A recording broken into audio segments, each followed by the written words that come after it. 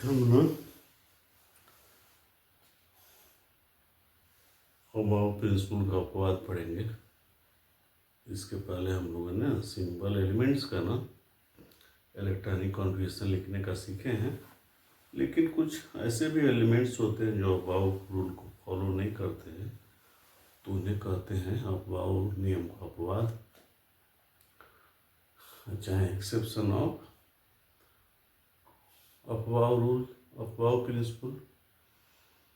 तो इस तरह के 5 एलिमेंट होते हैं जो कि अबाव रूल को फॉलो नहीं करते हैं। इनका नाम ना क्रोमियम, कॉपर, मोलिब्डेनम, सिल्वर और गोल्ड।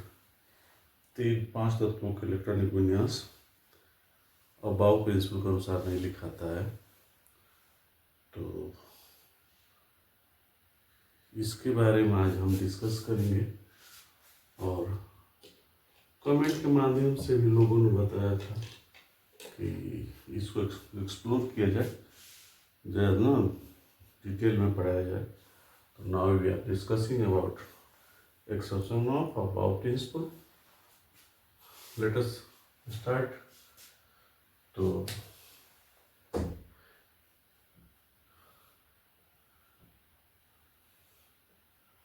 एक्सेप्शन ऑफ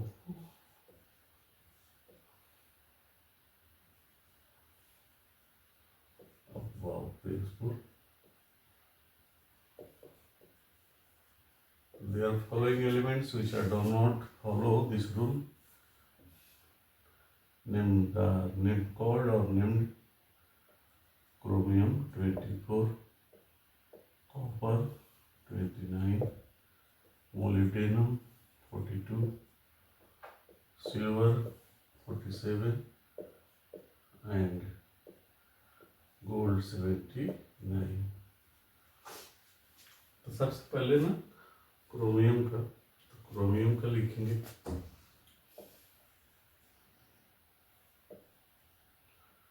तो अबाव के अनुसार लिखेंगे पहले 2s2 2p6, 3s2 3p6, 4s2 20 हो गया, और उसके बाद आ जाएगा 3d4। लेकिन ये राइट नहीं है, क्योंकि हम जानते हैं ना कि आधा भार ऑर्बिटल आधे से कम, मतलब इक्वल डी के लिए होता है, और पूरा भार ऑर्बिटल पूरे से कम से क्या होता है, ज़्यादा स्थायी होता है। ये लेस स्टेबल होता है, लेस स्टेबल, और यह मोर स्टेबल होता है।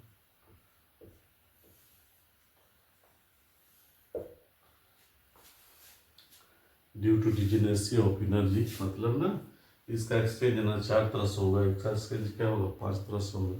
तो जितना ही ना ज़्यादा एक्सचेंज होने की संभावना होती है, उसकी एनर्जी क्या होती है, लूज करती है, घटती है, डिक्रीज करती है।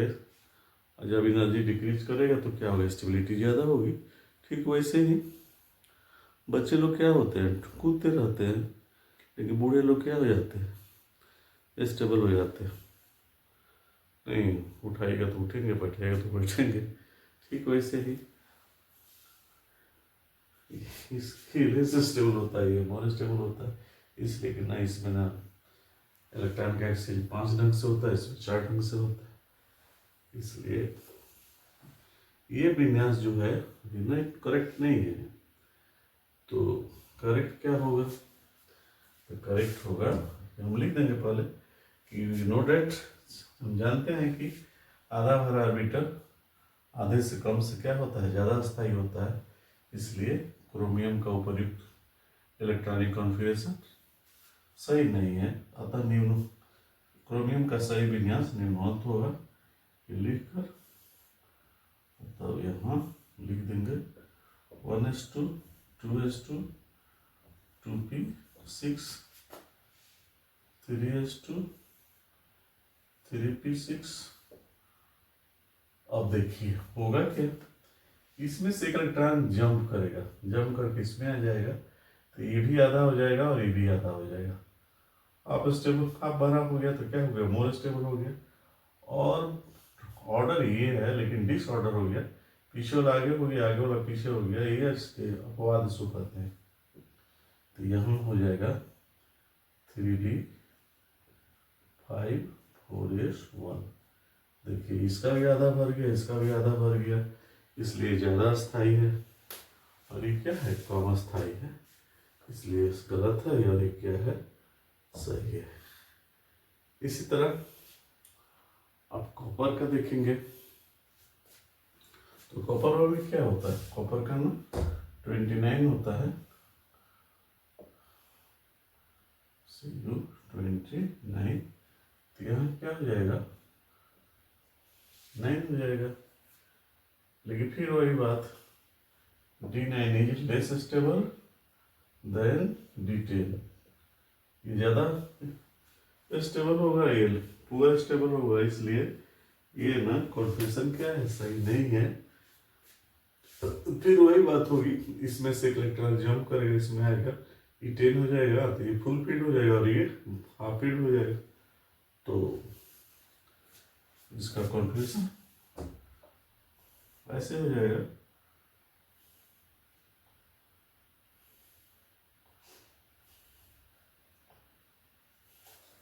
ये हो जाएगा D10/4s1। तो ये हो गया आपका कॉपर का इलेक्ट्रॉनिक विन्यास। ये रॉन्ग हुआ, ये राइट हुआ। Similarly for molybdenum, silver and gold हम लिख सकते हैं। देखिए कैसे लिखेंगे, तो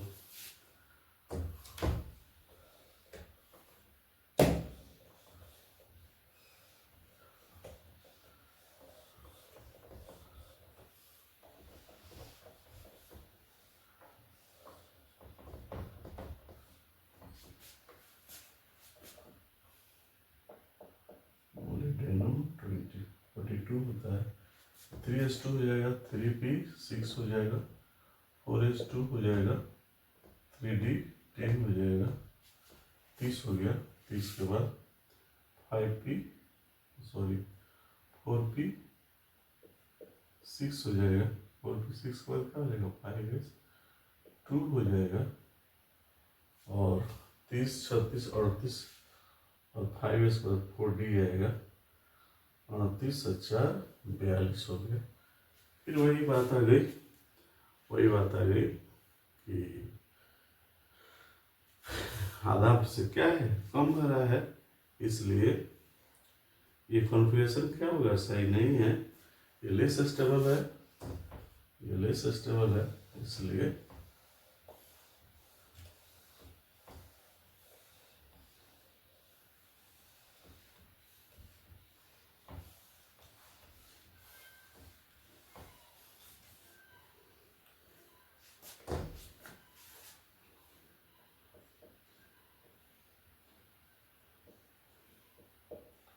one S to, 2s2, 2p6, 3s2, 3p6, 4s2, 3d10, 4p6, 5s2। तो 5s2 आ गया तो क्या होगा, इसमें से इलेक्ट्रॉन जंप करेगा तो यहाँ आ जाएगा पहले 40, तो 45 हो जाएगा, 5s1 हो जाएगा। ये भी हाफ फील्ड है, ये भी हाफ फील्ड है, और हाफ फील्ड इज पूरे स्टेबल नहीं लेस देन हाफ। तो ये लेस स्टेबल है, ऊपर वाला लेस स्टेबल है और ये मोर स्टेबल है।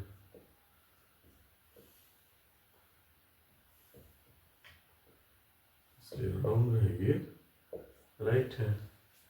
इसी तरह सिल्वर का हो जाएगा। सिल्वर में क्या होगा, तो ये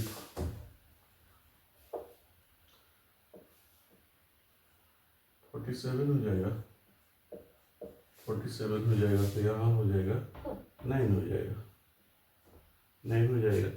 फिर वही बात आई,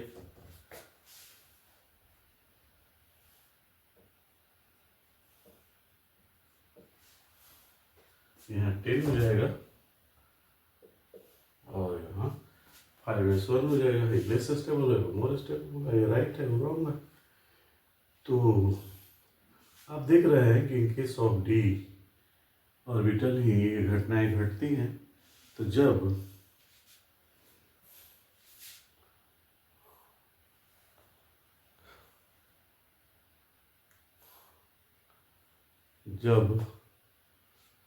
डी ऑर्बिटल में 4 इलेक्ट्रॉन हो या 9 इलेक्ट्रॉन हो तो आप ना सावधान हो जाइए और इलेक्ट्रॉनिक विन्यास लिखने में सावधानी पूर्वक इसका ना इस रूल को फॉलो कीजिए। फिर ऐसे ही गोल्ड का है तो थोड़ा देख लीजिए, ये तो थोड़ा सा और अलग ढंग का होगा। तो गोल्ड का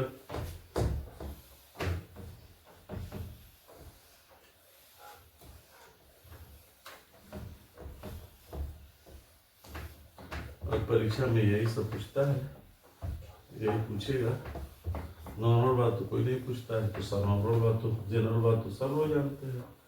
इसलिए जहाँ कुछ फंसने वाली बात होती है वही पूछा जाता है, वही जानना जाता है। तो ये हो गया gold, AU 79 to 79 2s2 2p6 3s2 3p6 4s2 और 3d10 4p6 5s2 5s2 और 4d10 5p6 5p6 4s 5p6 और क्या 6s2 6s2 तो हो जाएगा 4f 14 और 5d 9 हो जाएगा।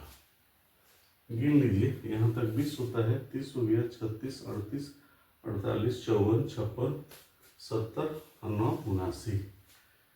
तो यहाँ भी 9 है। तो अब यहाँ आप ना कन्फ्यूज हो सकते हैं कि यहाँ से एक इलेक्ट्रॉन निकाल दें, लेकिन नहीं।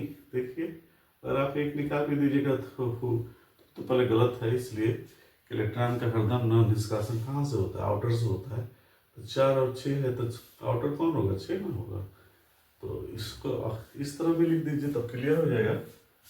तो इस गोल्ड का ना, अब देखिए ये ऑर्डर है, लेकिन इस ऑर्डर को हम लास्ट में भी लिख सकते हैं। हम लोग जानते हैं कि लोअर में बढ़ता है तब हायर में बढ़ता है, तो सबको हम अरेंज का ऐसे भी इसको लिख सकते हैं।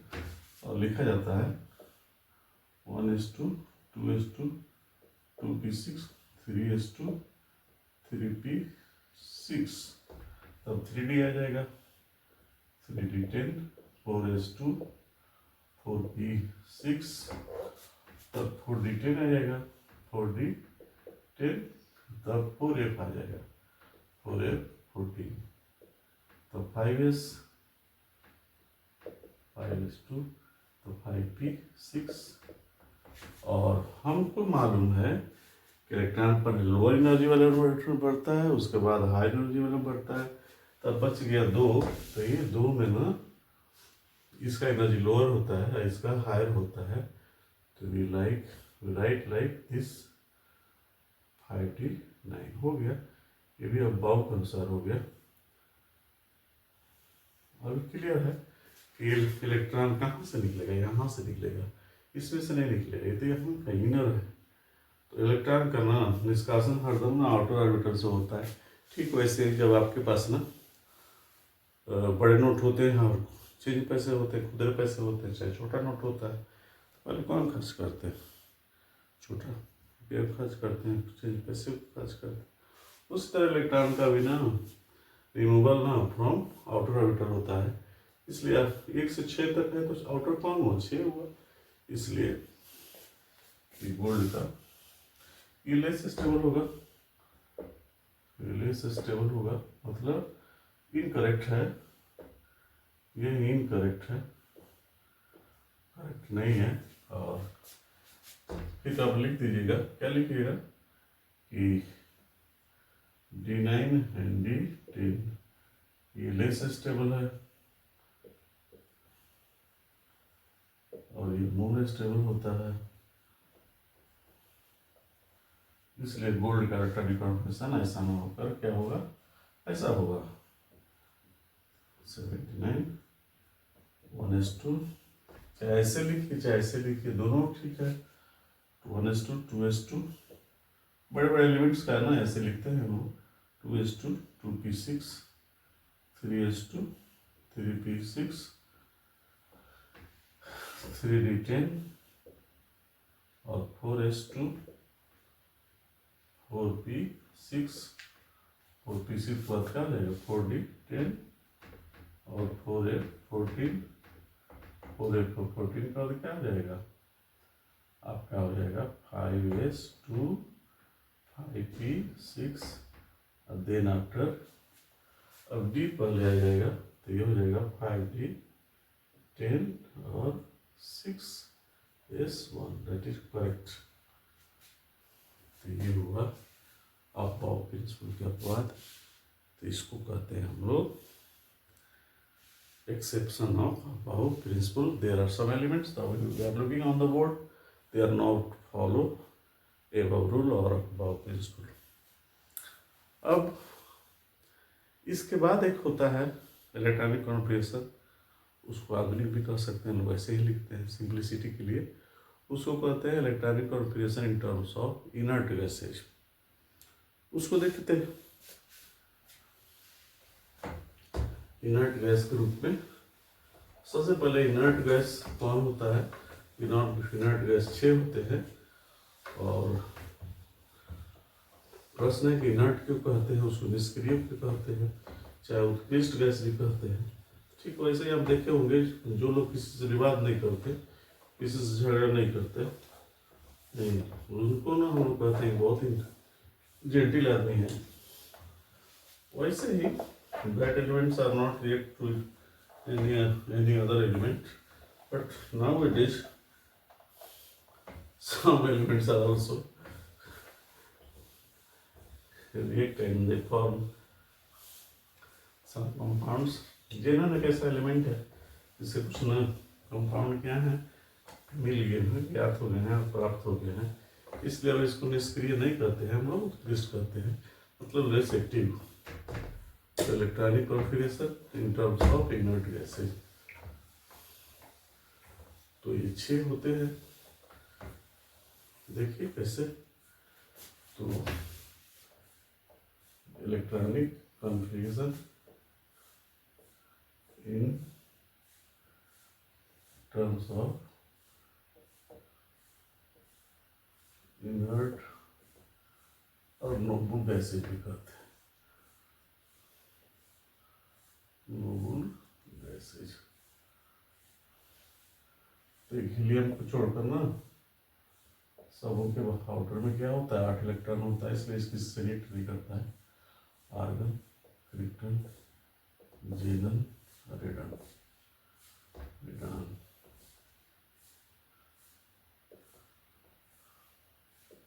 एटी 4 36 18 10 2। तो स्टेबिलिटी के लिए क्या होता है, या तो 2 चाहिए, नहीं तो क्या 8 इलेक्ट्रॉन चाहिए। तो हीलियम में केवल 2 इलेक्ट्रॉन होते हैं, अदर्स जो है उसमें फुलफिल्ड इलेक्ट्रॉन मतलब 8 इलेक्ट्रॉन होते हैं, इसलिए रिएक्ट करने की पार्टिसिपेशन की संभावना क्या होती है, कम होती है, इसलिए हम इन्हें निष्क्रिय। लेकिन आधुनिक समय में इससे भी कुछ यौगिक प्राप्त और ज्ञात है, इसलिए इसको हम लोग उत्कृष्ट गैस कहते हैं, मतलब लेस रिएक्टिव। तो इसके संदर्भ में कैसे लिखते हैं, तो देखिए यहाँ पर जैसे कार्बन आप जो जानते हैं भाव के अनुसार लिख दीजिए, और तब देखते हैं हम विच इज नियरेस्ट, इसमें कौन इसके ना नजदीक है, तो ये नजदीक होगा, 2 से नजदीक तो यही होगा, ज़्यादा है। तो इसके विन्यास के बराबर हम क्या करते हैं, उस गैस को ना कैपिटल ना बड़ा पोस्ट में लिख लेते हैं, और बगल में जो बच गया ये बच गया, इसके बदला में तो हीलियम हो गया, और बच गया ये, तो इसको बगल में लिख लेते हैं। तो ये हो गया कार्बन का electronic configuration in terms of inert gases. Similarly for oxygen ये 8 होता है, 1s2 2s2 2p4 हो जाएगा। फिर इसके बदले में क्या होगा, अभी भी ना क्या है, ये ज़्यादा है ये कम है, इसके बदले में भी हम बड़ा पोस्ट में हीलियम को लिखेंगे, और यहाँ जो बच गया है 2p4 लिख देंगे।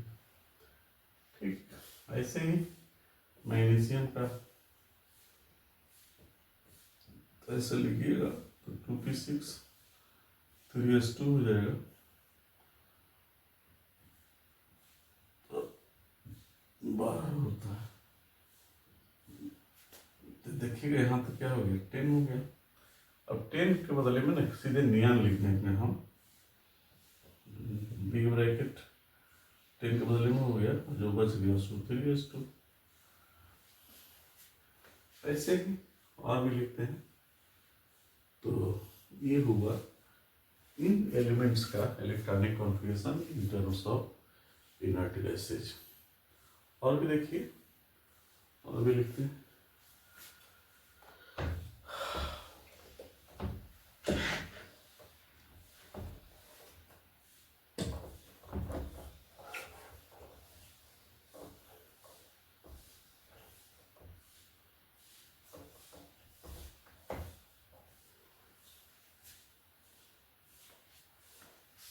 कैल्शियम का लिखिए, 20 होता है, 3p6 2p6 3s2 3p6, और तो वो है 4s2 20 हो गया। अब ना 20 के निकटतम कौन है, आर्गन है, इसलिए यहाँ से यहाँ तक आपका हो गया आर्गन। तो ये हो गया आर्गन, लिख देंगे 18 हो गया। और ये तो ये कैल्शियम का एल्यूमिनियम होगा इनर्ट गैस के रूप में। Similarly for other element, zirconium नहीं, और भी देख लीजिए, आयरन देख लीजिए, चाहे मैग्नीज देख लीजिए, 26 होता है, तो 2p6 3s2 3p6 4s2 20 हो गया, और 3d6 26 हो जाएगा। तो यहाँ से यहाँ तक 18 हो गया। तो इसके बदले में अब क्या कीजिएगा, 18 के बदले में 8 आर्गन, और 20 और 26।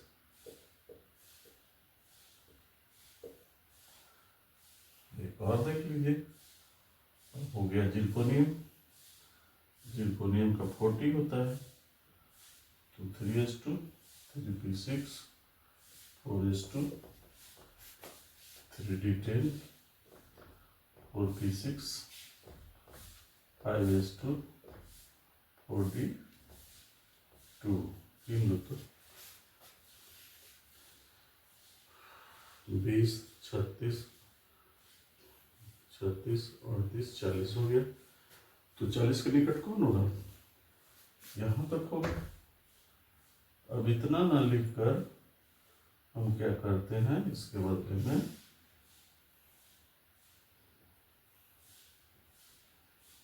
बड़ा पोस्ट में क्रिप्टन 36 हो गया, और इसके बाद 5s2 42 लिख देते हैं। ऐसे ही जेनन का होगा, ऐसे ही क्या होगा, रिटर्न का होगा। तो इस तरह को ना क्या कहते हैं हम लोग,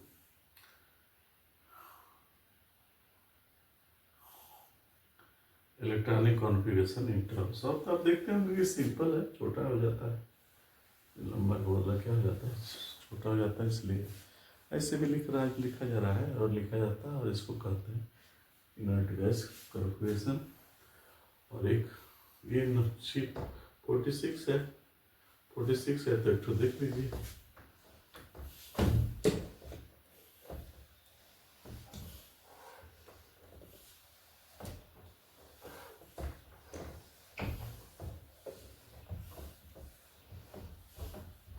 मरकरी का 80 होता है।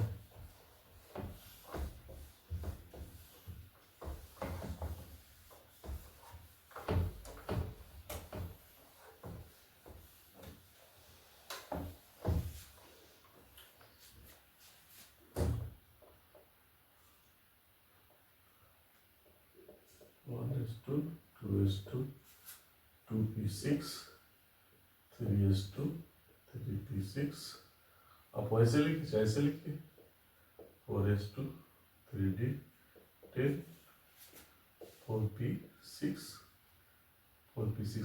5s2 4d10 5p6 और 6s2 और 5d10 80 हो गया। 80 हो गया। अब 80 के निकट कौन होगा? 54 होगा। तो यहाँ तक हो जाना चाहिए। तो यहाँ तक होगा 30 36 38 48 और 54, यहाँ तक हो गया। सीधे इसके बदले में हम लिखेंगे, क्या लिखेंगे?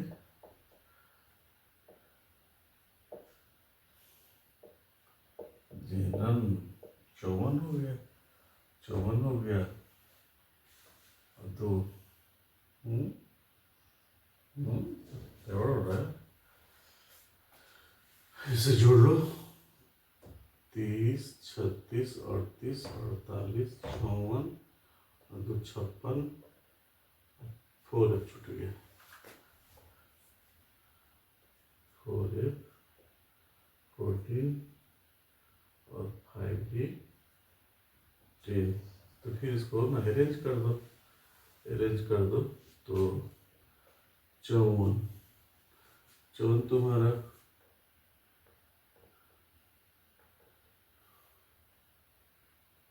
यहाँ तक हो जाएगा 54 और 54 2 56 70 80।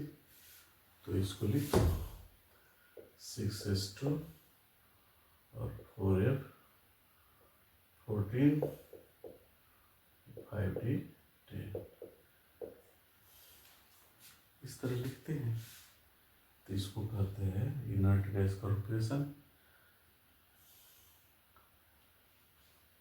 अब इसके बाद एक और होता है, आपने अफवाह देखा, आपने अफवाह का क्या देखा?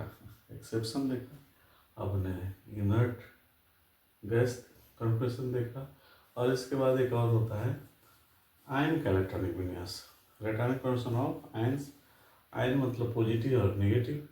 तो पॉजिटिव का मतलब दिमाग में रखिएगा लॉस, और नेगेटिव का मतलब क्या होता है? गेन। तो जितना प्लस होगा उतना इलेक्ट्रॉन लूज कर दीजिए, घटा दीजिए, और माइनस है तो क्या उतना बढ़ा दीजिए। लेकिन फिर वही बात याद रखेंगे, माइनस में तो नेगेटिव वाला में तो कोई दिक्कत नहीं होती है, लेकिन कैटायन वाले में दिक्कत होती है, धनायन वाले में। तो उसमें दिक्कत क्या है? दिक्कत ये है कि समझना है कि हमको ना electrons are also remove from outer orbital. Electron का निष्कासन सबसे पहले हरदम ना आउटर ऑर्बिटल से होता है। चलिए देखें उसको। तो कुछ लोग का कमेंट था, हमने देखा इसको एक्सप्लोर कीजिए। तो उस दिन मेरी कलम साथ नहीं दे रही थी, इसलिए मैंने छोड़ दिया।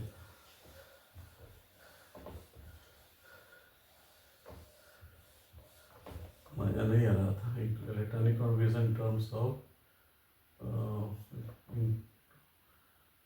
Of ions, electronic configuration of ions करेंगे।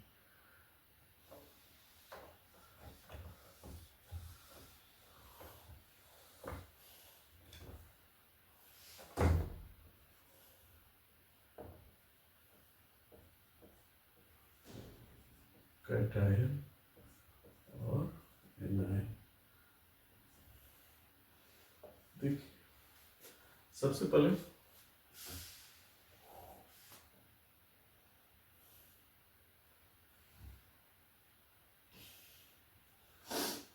सोडियम है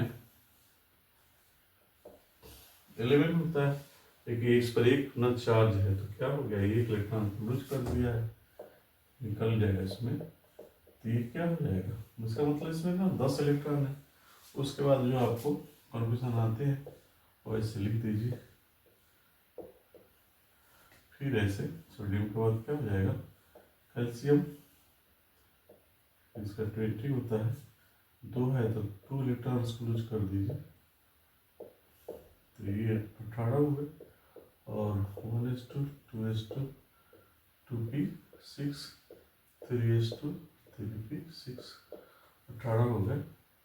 लेकिन सावधानी कहाँ, तो सावधानी यहाँ कि मैग्नीज लीजिए, इसका ना 25 होता है, और +2 है, 2 इलेक्ट्रॉन लूज कीजिए, तो इसका कॉन्फिगरेशन क्या हो जाएगा, तो ये हुआ मैग्नीज 23, तो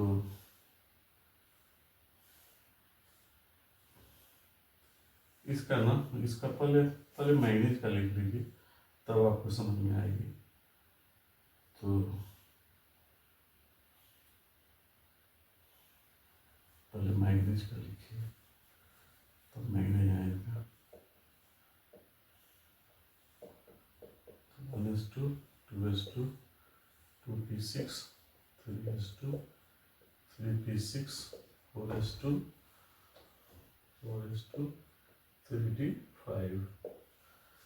और मैग्नीज आयन का आपको लिखना है, तो +2 आयन, तो 2 इलेक्ट्रॉन लूज कर दीजिएगा, तो क्या हो जाएगा, ये आपका हो जाएगा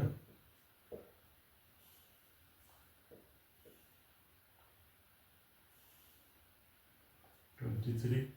अब प्रश्न यह है कि इलेक्ट्रॉन कहाँ से रिमूव होगा, तो देखिए यहाँ से रिमूव नहीं होगा, यहाँ से अगर इससे निकाल दीजिएगा तो गलत हो जाएगा।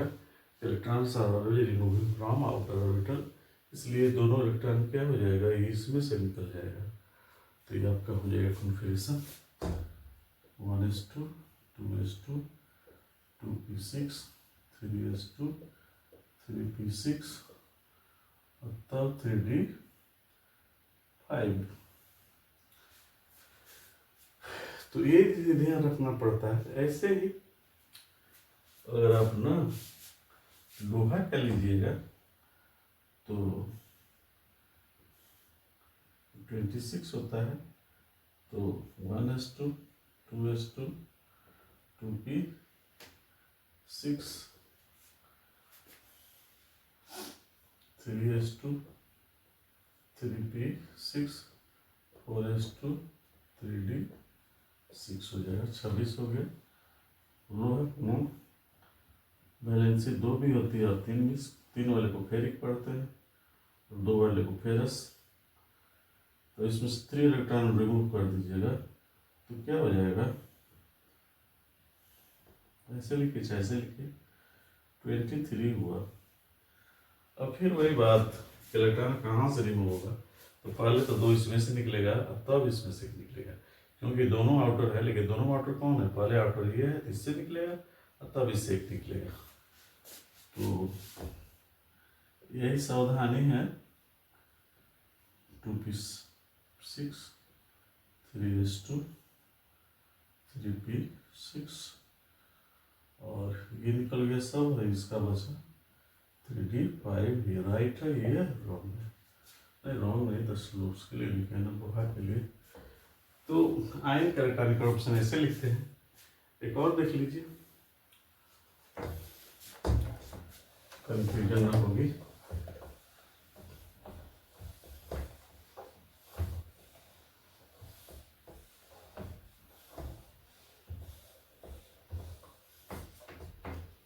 टीन का 50 होता है, तो 1s2 2s2 2p6 3s2 3p6 4s2 3d10 4p6 4p6 5s2 4d10 5p2। लोहे के वैलेंस, स्टील की वैलेंसी ना 2 भी होती है, 4 भी होती है, तो यहाँ 2 है, 2 इलेक्ट्रॉन लूज कीजिएगा तो ये क्या हो जाएगा, Sn + 2 48।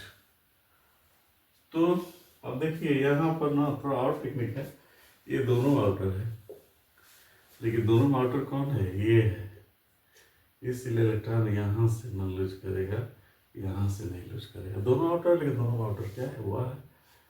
तो ये हो जाएगा 1s2 2s2 2p6 3s2 3p6 4s2 3d 10 4p6 5s2 5s2 और 4d 10 अगर इसको ना, इसकी और भी होती है, वैलेंसी 4 भी होती है,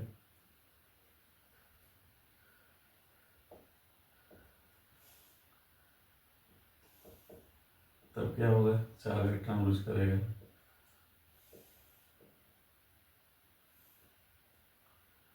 तो 4 निकल जाएगा तो क्या हो जाएगा, 46 हो जाएगा।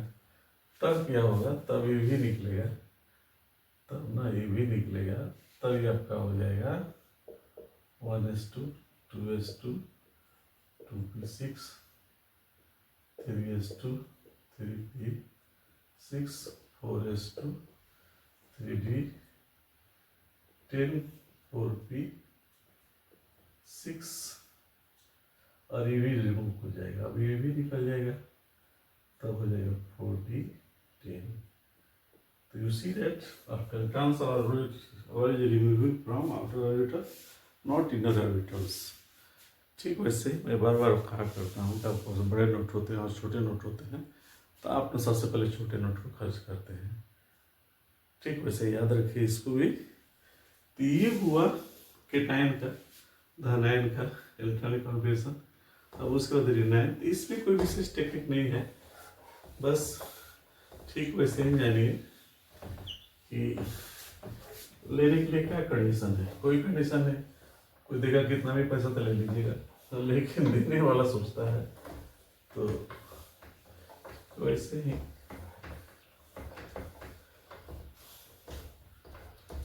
इसके देख लीजिए ऋणायन का।